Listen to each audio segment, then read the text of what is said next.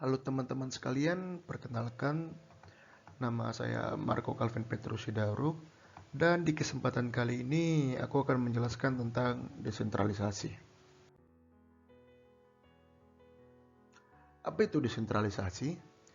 Desentralisasi adalah penyerahan kekuasaan pemerintahan oleh pemerintah pusat kepada daerah otonom berdasarkan asas otonomi. Nah, jadi desentralisasi itu proses pemberian kekuasaan dari pusat atau presiden kepada kepala-kepala daerah yang ada di bawahnya, begitu. Nah, dan kekuasaan tersebut itu diatur berdasarkan asas-asas otonomi.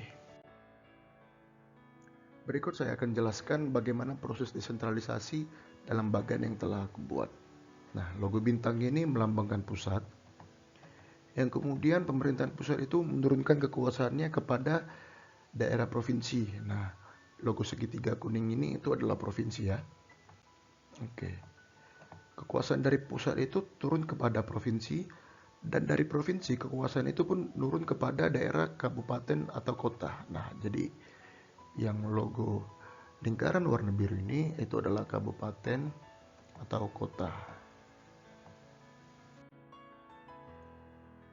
Nah, apa sih tujuan dari desentralisasi? Kenapa desentralisasi itu harus dilancarkan di Indonesia? Oke, yang pertama, mempermudah penyusunan kebijakan-kebijakan dan rencana pengembangan daerah. Kenapa dikatakan mempermudah? Tentu, di negara Indonesia itu kita memiliki banyak daerah, banyak provinsi. Nah, apabila pemerintahan pusat atau presiden harus membuat kebijakan itu sendiri, nah itu pasti akan menyulitkan pemerintahan pusat. Padahal pemerintahan pusat juga memiliki tugas-tugas lain yang lebih penting, begitu.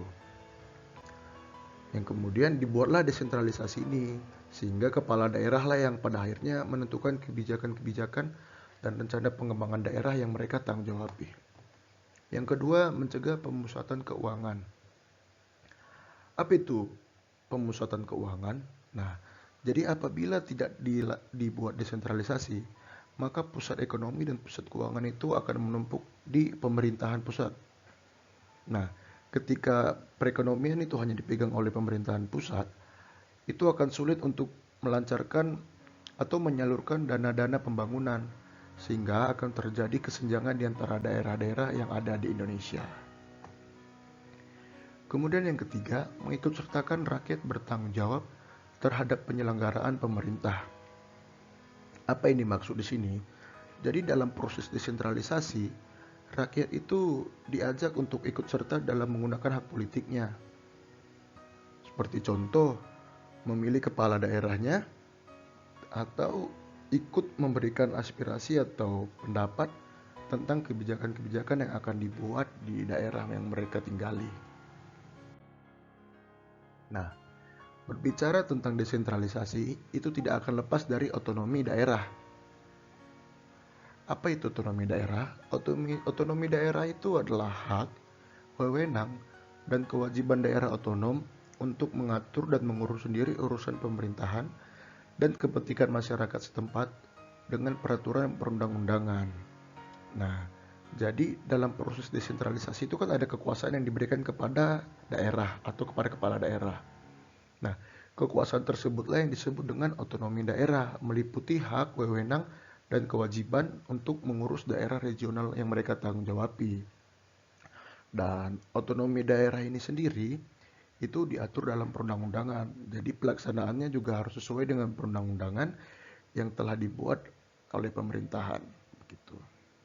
Sebagai contoh, gubernur memiliki kekuasaan otonomi daerah untuk mengurus provinsi yang ia tanggung jawabi. Nah, berlaku juga kepada wali kota terhadap kota dan juga bupati terhadap kabupaten. Nah, apa saja sih contoh otonomi daerah atau apa saja sih yang dapat dilakukan kepala daerah terhadap daerahnya sesuai dengan otonom yang ia terima? Oke, yang pertama, kewajiban pekerja di instansi untuk mengenakan seragam dinas. Nah, kepala daerah itu memiliki wewenang untuk menentukan hal-hal seperti ini. Yang kedua, penentuan UMR atau upah minimum regional bagi pekerja swasta. Yang ketiga, penertiban pedagang kaki lima. Nah, kalau kita sering lihat beberapa kali di berita ada pedagang kaki lima yang ditertibkan atau diamankan. Nah, itu dapat berupa perintah dari kepala daerahnya melalui aparat-aparat yang berwenang. Yang keempat, pengembangan daerah. Yang kelima, penetapan retribusi. Apa itu retribusi? Jadi kalau kita pernah mengunjungi suatu daerah pariwisata, mungkin kita akan dikenakan biaya untuk masuk ke dalamnya. Nah, itu dapat dapat disebut dengan retribusi. Dalam penggunaan retribusi ini sendiri pun sudah direncanakan oleh kepala daerahnya. Mungkin biaya untuk kebersihan atau untuk pemeliharaan daerah. Yang kemudian pajak daerah. Dan yang ketujuh, penggunaan kurikulum pendidikan setempat seperti penggunaan bahasa daerah yang dimasukkan ke pelajaran sekolah. Jadi dalam lingkup otonomi daerah, kepala daerah itu memiliki wewenang untuk menentukan bagaimana sih sistem pendidikan yang terjadi di daerah yang ia tanggung jawabi dalam lingkup otonomi daerah. Nah, yang dari 7 contoh otonomi daerah ini, semuanya juga sudah diatur dalam perundang-undangan. Jadi tidak bisa asal-asal bikin kebijakan ya. Oke, sekian yang bisa saya sampaikan. Bila ada salah kata, mohon dimaafkan dan terima kasih atas perhatiannya.